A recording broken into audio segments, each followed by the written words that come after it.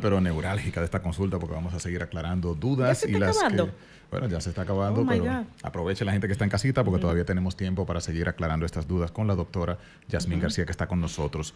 809-540-1065, la gente que está aquí en Santo Domingo. 809-540-1065. También 801-809-200-1065 en el interior y 1-833-610-1065, la gente que está en los Estados Unidos. Hay unos datos muy chulos que Yasmín compartió con nosotros fuera del aire, pero antes de, Doc, ¿cuántas horas tú dedicas a actualizarte, a la lectura? Porque realmente tú tienes información siempre como de último minuto, por así decir. Y eso es algo básico en un oncólogo, ¿verdad? Está totalmente informado, Al final la actualizado medicina es una cosa de día a día. del día a día. Y estamos hablando de datos generales, pero sobre todo en el tema de los tratamientos, de diagnóstico y tratamiento específico por tumor, requiere tiempo y hay que estar. Entonces es un tema de congresos, de revistas, Leyendo de todo estar el ahí y sobre todo de estar pendiente de las cosas que marcan pautas, como yo les hablaba del tema del edulcorante hace un momento.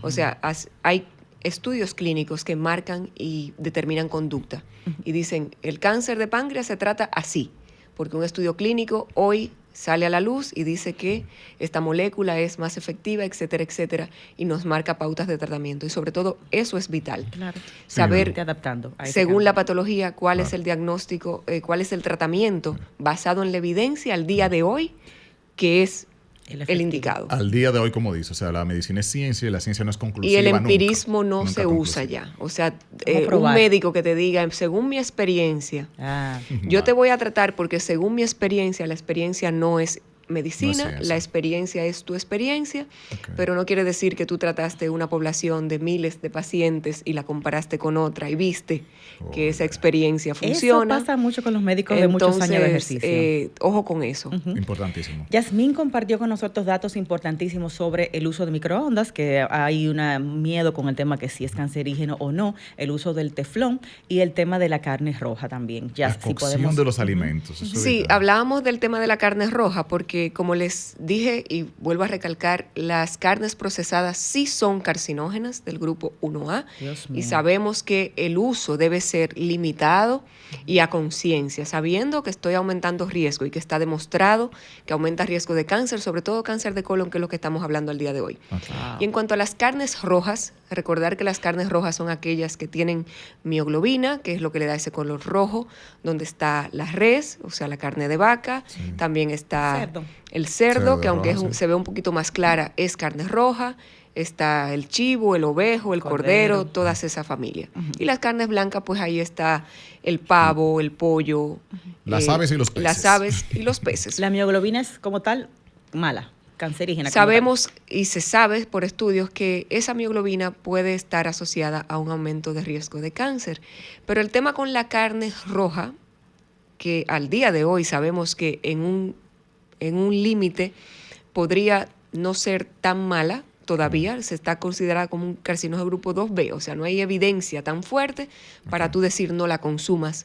Y la consumas de vez en cuando, la consumas, se estima que no más de 250 gramos semanales, otros hablan de 500 gramos semanales, eso sería una libra de carne a la semana.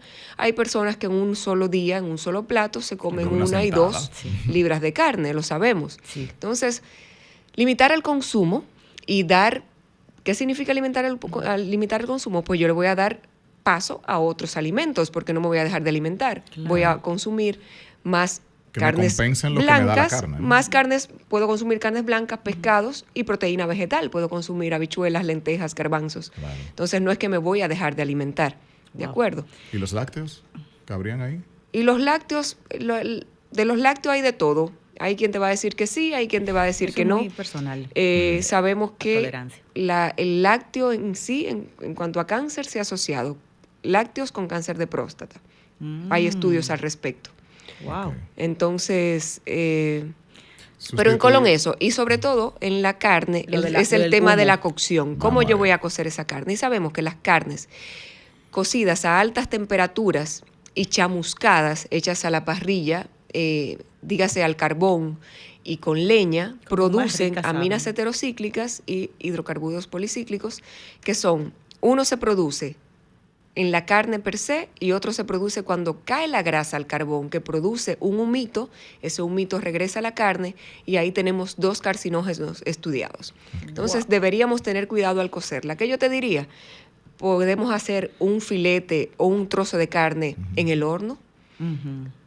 Y lo que se recomienda es, si ya me voy a comer ese trozo de carne, cocerlo de una manera más segura, que puede ser a la olla, como cuando hacemos las carnes guisadas que se comen mucho en nuestro país. No siempre hacemos carne a la parrilla ni al carbón, sino que... Yo soy muy de usar plancha, por ejemplo. La plancha, no uso carbón, sino una la plancha de inducción. Con buen teflón, etcétera. O una plancha de inducción. Y en ese caso lo que se recomienda también es controlar la temperatura. Se sabe que cuando la carne pasa de los 150 grados Celsius, se sobrecalienta y ahí se activan estas sustancias que yo te estoy diciendo.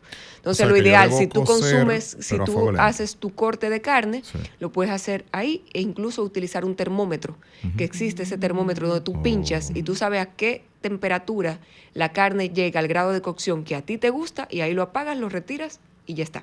Es casi Y comerla sobre cruda. todo, que no cruda, porque ya a los 97 grados la carne está cocida, a los 100 grados la carne está Para aclarar cocida. eso, que creo que es importantísimo y para que la gente lo entienda bien, hay un asunto del tiempo que tú la duras cociendo que hace que quede precisamente bien cocida. Ahora, es a la temperatura que tú la elevas en el proceso. Exactamente, no la O sea, que tienes tú la que puedes elevar cocinar a tan alta temperatura, tú la puedes seguir cociendo a un fuego moderado y sin quemarla, sin chamuscarla, sin que se produzcan esas costras negras. Y si se producen, esa parte no me la como. Y también el tema del equilibrio. Cuando yo me voy a comer ese pedazo de carne, ese trozo de filete, ¿con qué me lo voy a comer? ¿Con unas papas fritas o con un plato de ensalada o con un plato de vegetales salteados? Sí. ¿Cómo me la voy a comer? Entonces ahí tiene que ver también cómo yo voy a enriquecer mi plato. Raymond habló también de Balance. cocerla en el teflón, pero ya también nos dijiste que el teflón tiene un elemento No, cancerígeno. él habló de un sartén antiadherente, no tiene que ser teflón. El teflón sabemos que se degenera, que va liberando plástico. Y ese microplástico también sabemos que nos hace daño. O sea, uno se va comiendo de a poquito Exacto. el teflón. Entonces, si tú cocinas al sartén, invierte en un buen sartén, ya sea de aluminio, de varias capas, o de hierro fundido, que también lo hay, o incluso unos que son de cerámica, pero un buen sartén, y en ese tu sartén de tú cocinar tus bien. carnes, o tu pescado, tu salmón, lo que Pero sea hay que vayas a comer. Ese ¿Hay soy yo. antiadherentes sin teflón? No. Sí lo hay. Sí, Sí, sí. Claro, Todo lo que todos hacen esos las pastas, otros, eso que usan los esos de restaurantes. aluminio, ese hierro fundido que es pesado, eso no, eso es antiadherente totalmente. Pero voy a investigar eso. Claro que sí. Y el microondas Lo definitivamente que pasa es no. que el teflón es una tecnología y es más barata. Entonces tú consigues un sartén bello, precioso, grandote, en muy pocos pesos, Claro. pero al poco tiempo tú ves cómo empieza a liberarse, empieza a romperse y empiezan esas moléculas uno a Empieza a pegar comérselas. también, ¿verdad? Wow, qué interesante. ¿Eso aplica para las botellas de agua también? con el Para tema las del botellas de BPA? agua, para los plásticos que liberan el famoso BPA o microplástico. A veces esos son plásticos, de ese plástico tostado de muy mala calidad, y tú hablaste del microondas, yo cojo ese plástico que no está apto para microondas, lo entro y eso empieza igual a descamar y a liberar plástico que luego yo me voy a comer. Yo no tengo ni uso microondas, o no. No, El microondas es no. seguro. El No. microondas lo que hace es calentar partículas de agua. No utiliza radiación. Entonces es seguro tanto estar cerca de él como calentar alimentos en él. Entonces ya ahí entran ya teorías conspiranoicas y decir, sí, pero seguro que sí. Bueno, a lo mejor un día sí, entonces no lo use. Pero la precaución es con el recipiente que tú vas a usar. Con allí, el ¿cierto? recipiente que vas a usar para entrar al microondas. Que no, preferiblemente cristal. sí. Exacto. Lo Cristal o plásticos que están hechos de materiales seguros. Que no tenga BPA. Esta botella de agua que bebemos tienen BPA. Estas botellas y sobre todo que se calientan, entonces eso viene, se almacena, se calienta, va, viene y eso libera Cuando llega a ti. microplástico. Lo ideal es tener una buena botella de metal, preferiblemente, o de vidrio, y rellenarla con agua de apto consumo y consumirla de esa manera. Sí. Los mismos botellones que nos venden tienen ese mismo También, proceso. lo un ideal lío. es tener en casa un filtro. Oh, ya. Exactamente. O sea, que el antiguo botellón que usábamos, que era de cristal. De cristal ese era idóneo, Ah, claro. wow. Sí. Doc, Pero el plástico nos arropó, ya tenemos plástico en todo. Es casi imposible estar libre de BPA, porque en algún momento te lo vas a consumir. Sí. Doc, en el poquito tiempo que nos queda, tratamiento para el cáncer colorectal, radioterapia, quimioterapia, casi siempre se descubre muy tarde. Pueden ocurrir lo que llamamos los diagnósticos tardíos y sí. Voy a dar un poquito de cifras. En el 2020 hubo 1.900.000 diagnósticos de cáncer colorectal, de los que murieron 900.000.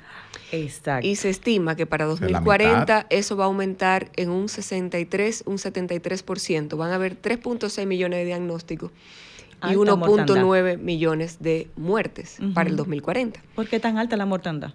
Porque se muere más o menos la mitad. Cuando tú hablaste de diagnósticos, si yo tengo un diagnóstico ya en fase 3, 4, de esos muchos van a vivir un largo tiempo o un poco tiempo, pero al final va a haber un grupo que va a morir y ese grupo es aproximadamente la mitad de los diagnósticos. ¿Esa mitad incluye los que quizás no tuvieron la suficiente prevención o no se atendieron a tiempo y ese margen? ¿O diagnóstico tardío por el motivo que sea. Hay personas, no siempre traigo el tema de la culpa. Muchas veces el diagnóstico es porque el paciente en los primeros estadios fue muy asintomático. Lo que hablamos, si el paciente no sangró, no bajó de peso, no le llamó la atención. Claro. O casos que se presentan de manera muy abrupta. Paciente que te dice, doctora, pero es que ha sido en 2 meses.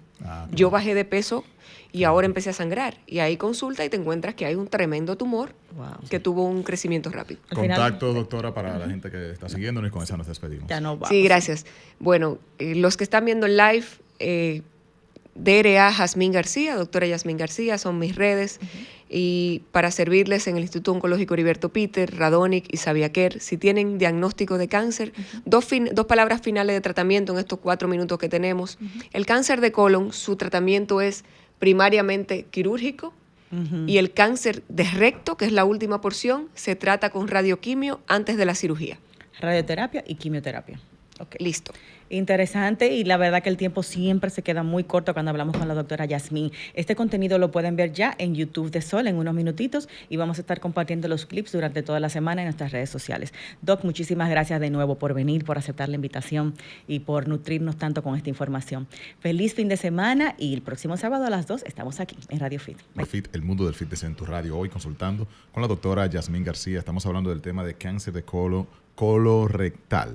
Así es. Ese es el nombre. Y las preguntas que ustedes tengan al respecto, señores, si tienen alguna inquietud, pues aprovechen esta consulta durante este tramo de tiempo que nos queda. La gente que está en Santo Domingo puede llamar al 809-540-1065.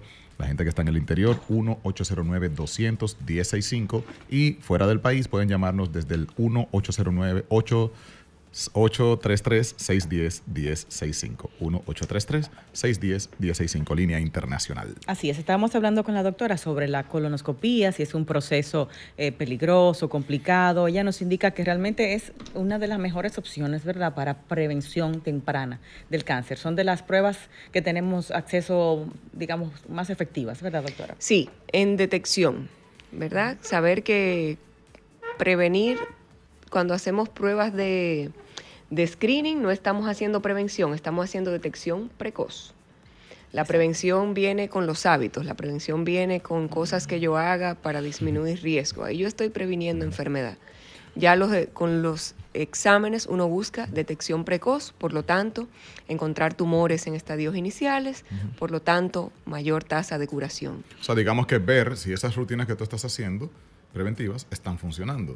O si al final no encontramos algo. Hay algo que hay que aclarar. Yo puedo tener los mejores hábitos del mundo y aún así me puedo enfermar. Claro. Una lotería. O sea, eso es... Es probabilidad. Pero eso no quiere decir que no hagas cosas para estar más sano. Lógico. ¿De acuerdo? Entonces, en riesgo de cáncer de colon sabemos que el 50% son por factores de vida, de estilo de vida. Entonces... Eso hay que saberlo. Un 50. Un 50% por lo menos. El otro genético y suerte. El otro es multifactorial, cuando tú sumas el montón de cosas. Tenemos varias personas en línea. Buenas tardes, Radio Fit. Saludos, buenas tardes. Hola. Saludos a todos. Gracias. Doctora, yo soy una persona de 70 años. Nunca me he hecho nada que tenga que ver con colonoscopía y endoscopía. Y tengo el interés de visitar un gastroenterólogo. Naturalmente ya él es que según me investigue sabrá si es necesario hacerlo o no, ¿verdad? Pero me gustaría oír su opinión cuando una persona de esa edad asiste a un gastroenterólogo, normalmente cómo usted lo trabaja. Excelente, buenísima pregunta. Él está pasado de tiempo, ¿verdad, doctor? No, llama a un señor que tiene 75 años y que nunca se ha hecho una colonoscopía. En rigor, yo se la haría, ¿de acuerdo? Porque el que no se la haya hecho nunca no quiere decir que no sería bueno hacérsela, Claro. para conocer cómo está su intestino. En las guías internacionales dicen que el screening debe hacerse de los 45 a los 75 años y que a partir de ahí debe ser una decisión entre el paciente y el facultativo, el médico. Pero ahí estamos hablando de un paciente que ya viene, que en su vida se ha hecho colonoscopías. A partir de los 75 te refieres. A partir de los 75, ya por un tema de edad y por comorbilidades, esa persona puede que su expectativa de vida esté marcada por las otras enfermedades que tiene. Y Pero ahí hay que ver si se ya hace o queda de decisión del paciente mismo, de la expectativa de vida de ese paciente, porque hay pacientes súper longevos y que su última colonoscopía fue hace 10 años y está bien de salud, ¿por qué no hacerle una? Exacto. O sea, Ya. Para pues, tú detectar una lesión si la hubiera y volvemos a lo mismo. en ese otro trayecto de vida. Exacto, Claro. exacto. O sea, que en ese Tenemos- caso sería recomendable que él se haga una colonoscopia. Que visite un gastroenterólogo y que Le discutan y sugiera. probablemente le va a hacer una. Perfecto. Excelente. Próxima Radio llamada. Fit, buenas tardes. Buenas tardes, le habla Luisa María de Bávaro. Hola, Luisa. Saludos. ¿Estás en la playita? No, No, ella vive allá. Vive allá. Ella vive en, Estoy en un fin de semana trabajando. largo eterno. Ajá. Estoy paseando. Ok. La gente cree que Cuéntanos. esto es lente, sombrero y chancleta. No, esto es bajado. Dios mío. Claro. Cuéntanos, mi corazón. Óigame. Yo me hice mi última y única colonoscopía en Sedimat en el 2012. Sí. Y tengo 74 años. O sea, hace 12 años que me la hice. ¿Y hubo algún hallazgo en esa colonoscopía? No, bueno, tenía algo, tenía el helicobacter, el H. pylori, me hice mi tratamiento, no más nunca me lo hago en ese, me lo hago en sangre, en el aliento y en todo, y sale Ok, negativo. Entonces, me encontraron divertículos algunos. Ok. Pero ahora, cuando me he hecho THC de abdomen por cualquier otra causa, Sí. ahí salen los divertículos, Sí. en el colon descendente y en el colon transverso. Pero hay uno grande en la salida del sigmoide, sí. que Pues para sí, mí es médico. grande, tiene 9 milímetros, y yo no hago ese en cinta. A veces la hago en cinta, pero a veces la hago muy normal, Sí. porque yo me sé la tabla de Bristol perfectamente bien. Yo soy paramédico, doctora. Ah, sí, claro, se nota. Eso Sí, estamos sí. comentando acá. Sí, y entonces ya yo observo mi S, nunca salgo, lo único que salgo que es de 0 a 1 blanco por campo. Mi papá murió de 54 años, súper joven, yo tenía 15 años apenas, y mi papá murió de un problema abdominal, que lo abrió Goico cuando estaba en el seguro allá, el doctor Goico famoso, el cirujano. Sí. Y tuvo que cerrarlo porque dice que estaba invadido, pero dice de qué, dice, no, que mi mamá decía, no, que un tumor adherido a la vesícula. Digo yo, bueno, desde que yo comencé a oír toda esa cosa, dije, Se no, pero puso espérate, a los mosca, como 71 dicen. tardé mucho, sí, pero me la hice. El No, tema bien. es, doctora, que yo presento a veces eso, pero es porque yo tengo los divertículos. Entonces, los divertículos hay que cuidarlos, Sí. por el tema de los flecos, los granos, yo no como Así es. semilla. O sea, tengo una conciencia de lo que, pero hay una cosa que se llaman los prebióticos y los probióticos, que son importantísimos para esa microbiota. Porque Sí. el cáncer viene de radicales libres. Y el pero consumo de fibra, el consumo de fibras, cereales integrales, vegetales. ¿Cómo? Sí, digo, aparte de eso, el consumo general de fibra, cereales integrales, Yo no puedo consumir frutas y cereal. verduras. No, nada con grano integral, no, por los divertículos. Sí, No, no Ok. puedo. Bueno, si tiene alguna... Bueno, gracias por ese aporte, Muy ¿no? buen Porque aporte. se nota que conoce. Si tiene alguna duda o algo que usted quiera sobre ese cuadro que ella nos presenta, que quiera aportar, no, doctora. para los que están en el live, que no escuchan lo que dice la señora, es una señora que llaman, hace 12 años ella se hizo su colonoscopía y lo que tenía era divertículos. Los divertículos ¿Qué es eso? son como saquitos. Imagínense que hay una carretera, ¿verdad? Y hay hoyitos en la carretera. Son como hoyitos en el intestino. Lesiones. Y son esas bolsitas, se crean ahí y están ahí como ese saquito vacío. Los divertículos cuando están sanos no crean ningún problema, pero se pueden inflamar y produce la llamada diverticulitis, es decir, la inflamación de esos saquitos. Entonces ella dice, yo me cuido cuidando lo que como, no como cosas que tengan semilla, porque está descrito que tú puedes, por ejemplo, la pepita de una guayaba, meterse en uno de esos saquitos, Oh. infectarse y producir una diverticulitis. Wow. Entonces esos pacientes hacen dolor, hacen sangrado por la inflamación de ese divertículo. Los divertículos pueden sangrar profusamente. Entonces, eso es Interesante. importante. Entonces, ella descubrió eso en esa colonoscopía, que ella tiene esa condición de divertículos y a partir de ahí los cuida. Otra cosa que descubrió en la endoscopía alta, la digestiva alta, que tenía Helicobacter pylori, que es un precursor del cáncer de estómago. Es una infección que hay que erradicar. Entonces, cuando tú te haces la endoscopía, generalmente cuando uno se hace la colonoscopía, hace la endoscopía alta también, mira el estómago, mira el esófago, y ahí tú estás estudiando al paciente de una manera importante. Wow, pero qué interesante. Muy bien que ella hizo ese chequeo a tiempo. Exactamente. Tenemos a alguien en línea. Buenas tardes, Radio Fit. Hola, buenas tardes. Buenas tardes. Sí, una pregunta para la doctora. Yo vi que existe ahora un método que es un poco más avanzado, que es como una pastillita que uno se toma, que es una cámara con luz y todo, que va por todo el tracto, hasta el colon. Sí, y va haciendo fotos, hace más de 25,000 fotos, una cosa de esa. Una colonoscopía digital. Y se va viendo al momento, exacto. Desde que se la toma, dice que se saca del estuche, empieza a hacer fotos hasta que sale al final en el colon, al final. Wow. ¿Existe en Dominicana? Sí, existe, es una colonoscopía digital. ¡Qué chulo! Y está indicada, existe, y en pacientes sobre todo que está contraindicada la anestesia es de utilidad. Si por algún motivo un paciente no puede ser anestesiado y usted tiene la urgencia de estudiar el colon, es una opción. Wow, Claro qué que sí. interesante. ¿Por qué no usarla como opción general ya sustitución? ¿Más costoso o tiene algún riesgo para sustituir totalmente? Debe ser otro más costoso, proceso? seguro. Mira, debe ser más costoso, entonces habría que ver esa parte. O tal vez menos exacto. Y probablemente menos exacto. Sí. Porque Que no hay algo físico. van las fotos tomándose, tú tienes que tener la capacidad de explorar todas esas fotos, aunque ahora en radiología hay mucha inteligencia artificial, pero podrían escaparse cositas que al ojo visor de tú que vas viendo ahí poco a poco. Esa mirada Y 360. tienes lo importante es que cuando tú estás con el colonoscopio, si tú ves un pólipo, en ese momento decides sacarlo o biopsiarlo. Entonces, en el otro caso, tú tienes que programar para entonces sacar. El entrar a hacer la biopsia per se, pero no deja de ser de utilidad y tener sus indicaciones. Muy interesante. Una cosa, Yasmín, Doc, ¿cuáles son los factores que pueden aumentar el factor de riesgo, digamos, de tener cáncer colorectal? Por ejemplo, una persona con estreñimiento o una persona con colon irritable, ¿es más propensa a poder padecer cáncer? Ninguna de esas dos. Sí vamos a hablar de las que sí. Hay factores de riesgo, como dijimos, que son no modificables, donde está la herencia, ¿verdad? La genética, pero se sabe así que en totalidad de lo que conocemos como el 5% pertenecen a estas causas hereditarias que hablamos, asociadas a síndromes de poliposis hereditaria familiar o de síndromes asociados que también no son asociados a poliposis, pero que sí se ve en la familia múltiples casos. Pero también hay otros factores que incrementan. No el colon irritable, ese no, pero sí el intestino inflamado.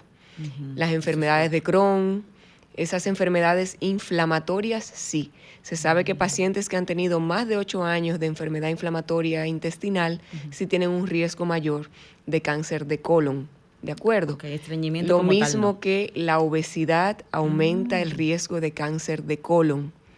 Wow. El sedentarismo, que es el mismo ciclo de sedentarismo, obesidad, sí, va de la mano.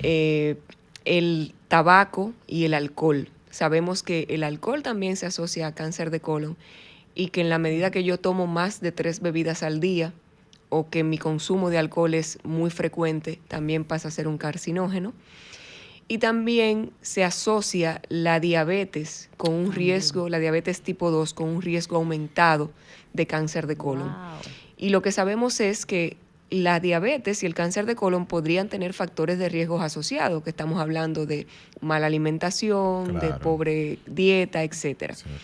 Pero ahí hay factores también que hay que mirar de cerca, como es la dieta per se, la manera en que comemos, y ahí hay que hablar de las carnes procesadas y de las carnes rojas. Ay, ay, ay. Y del pobre consumo, de lo que le decía la señora, el pobre consumo de cereales integrales, de frutas y verduras, hace que, ella lo mencionó también, que esa microbiota se enferme. Y lo que sabemos es que una microbiota enferma aumenta el riesgo de cáncer de colon. Al día de hoy sabemos que la microbiota es ese conjunto de bacterias sanas que están ahí, que producen, que viven en equilibrio, que nos protegen, que nos ayudan, pero ya sabemos de bacterias en específica que pueden activar mutaciones en el ADN cuando están presentes en combinación, ¿de acuerdo? Doctora, las carnes rojas que usted menciona, que es de muy alto consumo aquí, dicho sea de paso, y en países como Argentina, que eso es toda una cultura, la carne magra, bien cocida y todo aquello, igual o hay un mayor riesgo cuando hablamos ya de embutidos y de carnes así? Yo me imagino que va por el Hay tema que de la hablar grasa. principalmente de las carnes procesadas. Jamones. En el 2015, la Asociación Internacional de Estudios contra el Cáncer juntó toda la evidencia que había, hizo una investigación, sacó conclusiones y lo que se concluye a partir de todos los estudios que existen es que las carnes procesadas son carcinogénicas. Wow. O sea, se determinó esto de una manera Eso es tajante. que sí, que son las carnes procesadas, son carcinógenas del grupo 1A. Y el grupo 1A está el tabaco y el alcohol. Wow. Entonces, las carnes procesadas están en ese mismo está en grupo. ese mismo grupo. Jamón, Entonces, salchichas. ¿seguimos bebiendo? Sí. Si hay gente que sigue fumando, sí. Pero no quiere decir que no sepamos que es un carcinógeno. Ok. Entonces, eso pasa con las carnes procesadas. Entonces, que un día te vas a comer un perro caliente, un hot dog, bueno, un día te lo vas a comer, Sí, claro. entendiendo que hay un factor de riesgo asociado. Sí. Pero no puede ser de consumo habitual. No debería ser. No debería yo estar comiéndome 4 lonjas de bacon en la mañana y un sándwich de jamón y queso a mediodía y en la noche una pizza con pepperoni, porque estoy comiendo carne procesada 3 veces al día. Claro. Y saber que esa es la dieta habitual de mucha gente, de la dieta industrializada, lo que pasa en Sí. Estados Es Unidos, lo que fácil, pasa en muchos rápida. países, Claro. y ya en países como el nuestro porque lo hemos adoptado. El Entonces, estilo lo que de tú vida, de dices, mucho trabajo, es como en la fácil, calle, es sí. rápida, es barata. Claro. En estos días tuve un invitado, vamos a la pausa ya casi, que nos hablaba, no sé si estás de acuerdo con eso, de que los edulcorantes artificiales afectan la microbiota y pueden entonces predisponernos a cáncer. ¿Tú estás de acuerdo con esa teoría? Sí y o no, porque son teorías y uno debe No hay basarse en científico, evidencia. no. Hasta ahora tú no puedes decir, hace poco salió la alerta de que si el aspartamo, que esto, que lo Sí, era otro. cáncer. La OMS que si- supuestamente. Sí, pero lo que sabemos es que existe un límite. No recuerdo exactamente, pero tú tendrías que beberte, no sé, 40 botellas de Coca-Cola de dieta al día para sobrepasar el límite que se estima como seguro. Ok. Yo no diría que son inocuos, no lo voy a decir, pero tampoco es. que es para crear una alarma como que no podrías tú utilizar edulcorantes artificiales. Y bueno, ojo, estamos hablando específicamente con cáncer de colon, ¿no? En Pero general, la- no, yo hablo en general. ok, prevención. O sea, no ha salido la alerta que diga los edulcorantes, todos en general, son carcinógenos. Eso no ha pasado todavía. Y quizá pase. Entonces, no es que digo que lo usemos a la ligera, Libremente. pero sí No hay una saber evidencia que si todavía. te consumes una Coca-Cola con endulzantes artificiales, no te va a matar. Una no te va a matar. El veneno está en la dosis, como dicen. Siempre. Exacto. Ujú.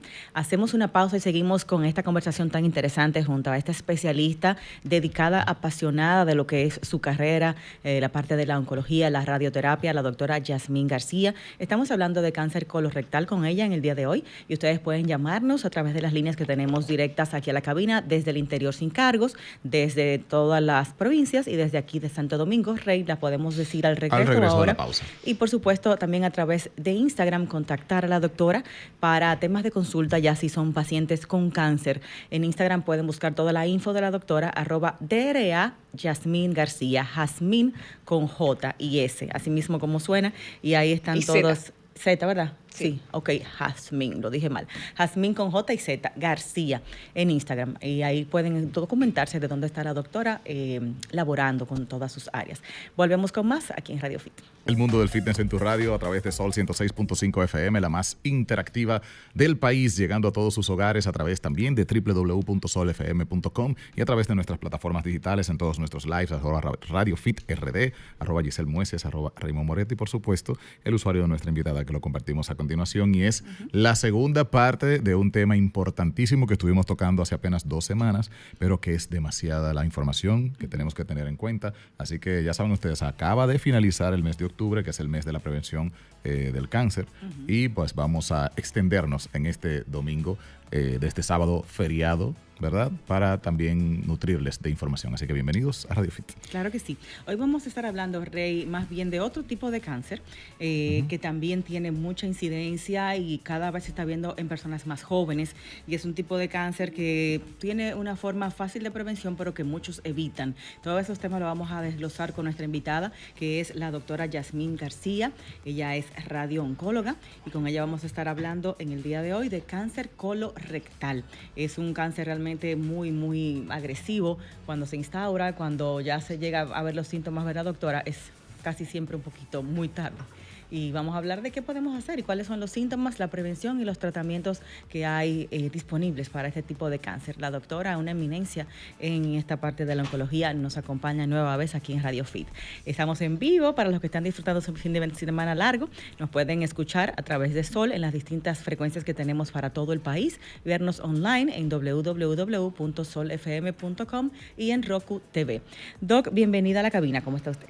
Gracias, muy bien. ¿Y ustedes? Muy bien, gusto tenerla y qué bueno que vino en un fin de semana largo. Bueno, nos quedamos. Qué chulo, muy bien. Una doctora tranquila. Aguante por ahí ese live para que la puedan ver. Agárrenme ahí, denme una ayudita. Y bueno, el cáncer colorectal, yo creo que podemos iniciar definiendo de qué se trata, qué es exactamente ese tipo de cáncer. Bueno, es una parte compuesta, como el nombre lo dice, es cáncer colorectal, que abarca los tumores del colon y del recto. El colon es esa porción del intestino grueso, la primera curva, ¿verdad?, que sube y hace un arco en todo el abdomen. Y el recto es la porción final, donde se depositan ya las heces fecales. Se tratan de manera distinta, pero tienen génesis parecida y por eso lo llamamos cáncer colorectal. O sea, no es correcto decir colon solamente, cáncer de colon. No, puede ser cáncer de colon, pero generalmente cuando hablamos de cáncer colorectal. Okay. Y se separa el recto porque hablaremos, se trata un poquito distinto al colon, que se trata de inicio eminentemente quirúrgico. Ok, interesante. Doc, y cuando hablamos de los síntomas que podemos ver en este tipo de cáncer, que son los que nos indican que estamos ya metidos en problemas, ¿cuáles serían esos que debemos prestar atención? Sí, cuando hablamos de síntomas de cáncer de colon, diciéndolo así, tenemos que tener pendiente básicamente unos signos de alarma. Cambios en la evacuación. Puede ser pasar a estreñimiento o diarrea, o heces acintadas se llaman. Acintadas. Muy finas, como en cinta, ¿verdad? Entonces, pero en general, cualquier cambio evacuatorio importante. Usted tiene un ciclo, generalmente tenemos una manera de evacuar. Hay personas que evacúan más blando, hay personas que tienden más a heces más formadas o al estreñimiento, y de repente usted pasa que o cambia su patrón evacuatorio o empieza a alternar ciclos de estreñimiento, diarrea.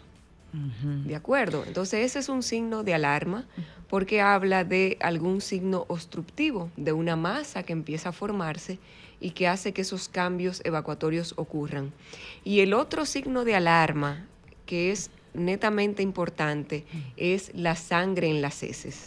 Puede verse como sangre roja, viva, si es en la última porción ya del intestino, o puede verse como heces oscuras, negras, color alquitrán, porque es una sangre que ya se digirió, ¿verdad? Porque ya pasó parte del tránsito. Pero esas sangre en las heces debe llamar la atención.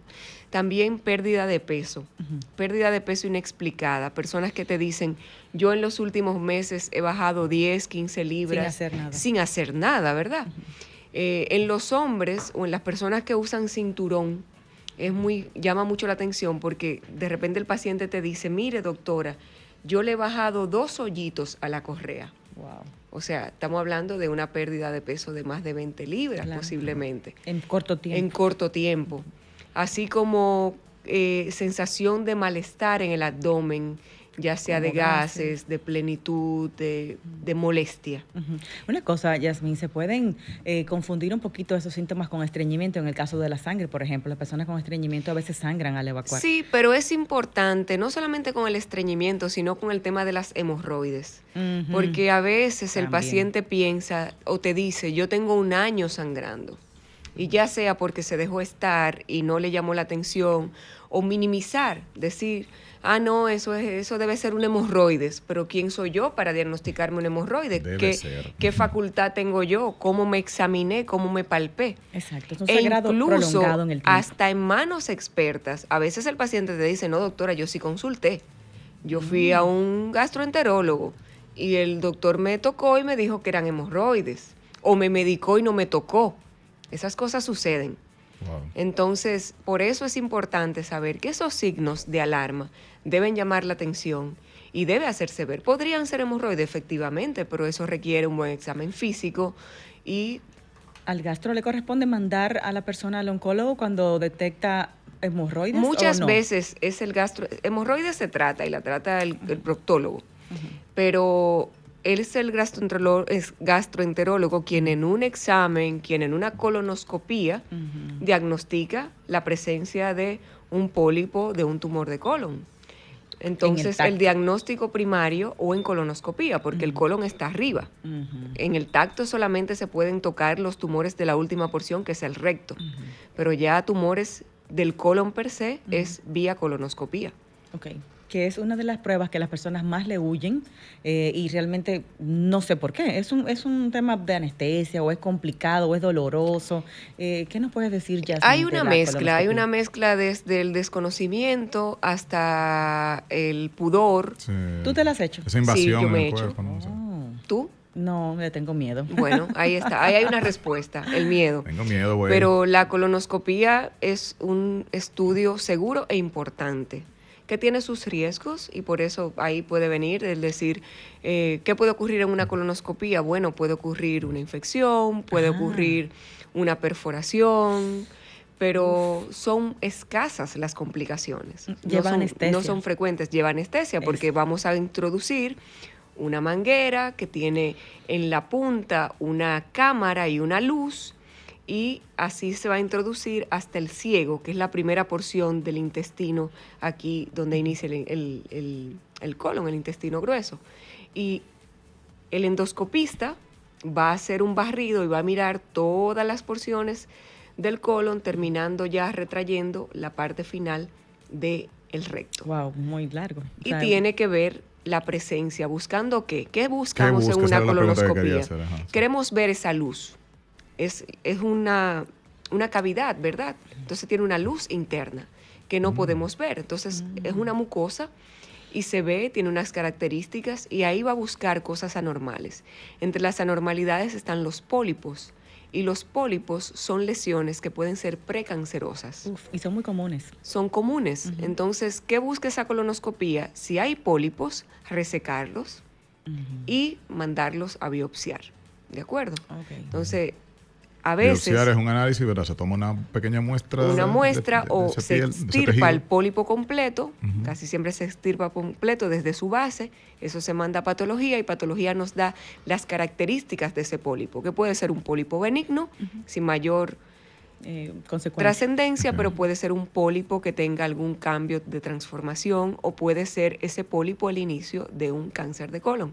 O sea, un cáncer de colon puede nacer desde un pólipo. Generalmente los pólipos adenomatosos, que son los que dan pie a el adenocarcinoma, que es el cáncer de colon. Doctora, en esa misma línea, mito o verdad, que esto lo escuché hace mucho tiempo, dentro de los riesgos de esa práctica, de la biopsia y de todos esos análisis, La colonoscopía sería en este caso. Sí, bueno, y en este caso la colonoscopía, si eso conduce a una biopsia, he escuchado que cuando se toman esas pequeñas muestras de tejido, de piel, que a veces una persona puede no estar enferma. Se hace este análisis, al desprenderse ese pequeño tejido de la piel, eso le genera quizás algo. Eso es falso, eso es un mito. Okay. Hay personas que dicen o se tiene la cultura de que dicen no es bueno pinchar el tumor porque cuando se pincha se riega. Okay. Y eso es un concepto erróneo, ¿de acuerdo?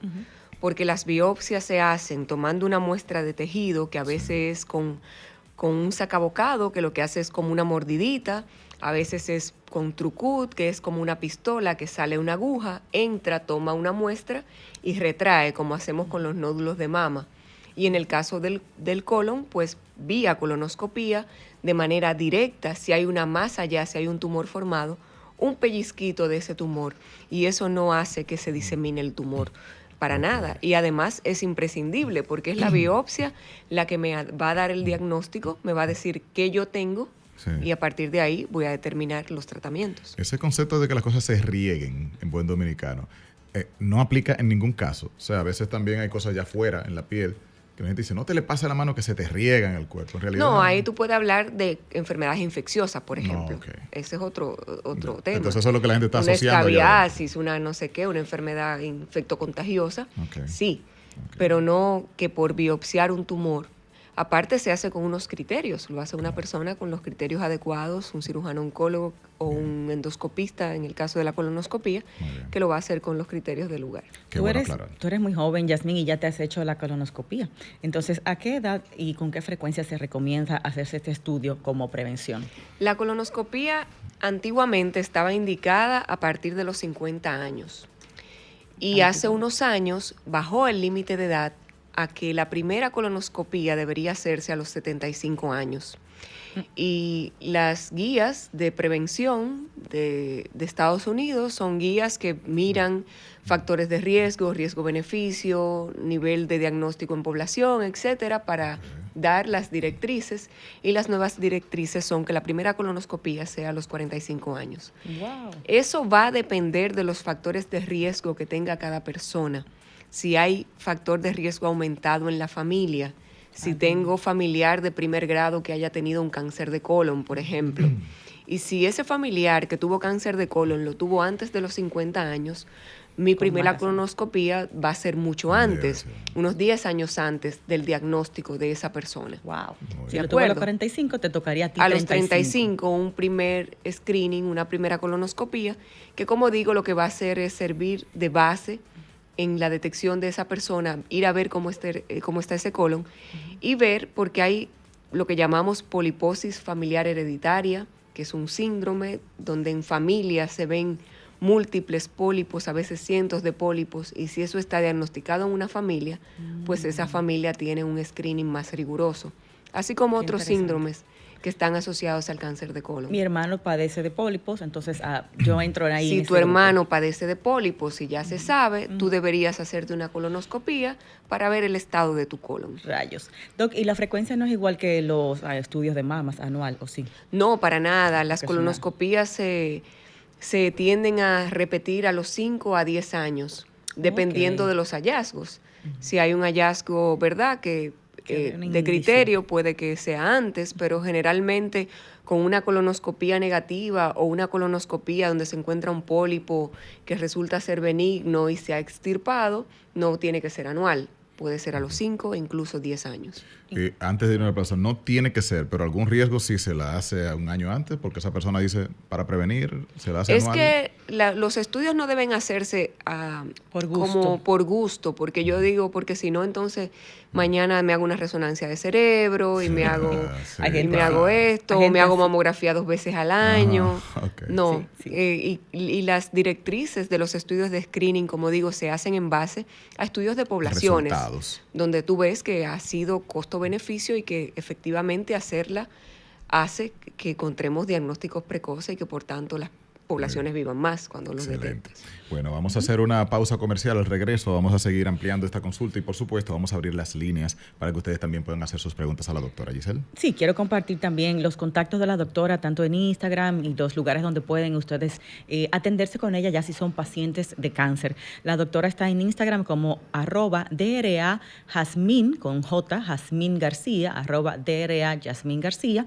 Ella tiene sus áreas de trabajo en distintos sitios, Radonic, también en Savia Care y en el oncológico, ¿verdad que sí, Heriberto Peter? Así es. No sé, doctora, si hay algún teléfono que compartir para contacto o si nos vamos básicamente con eso que tenemos aquí en las redes sociales. Sí, nos quedamos con eso. Si alguna persona tuviera un diagnóstico de cáncer, necesita una orientación, me puede escribir de manera directa y yo les oriento o les doy los teléfonos del lugar de ser necesario. Perfecto. Y si tiene alguna duda puntual, al regreso de la pausa, pues conecta con nosotros aquí en Sol FM Radio Fit. Volvemos.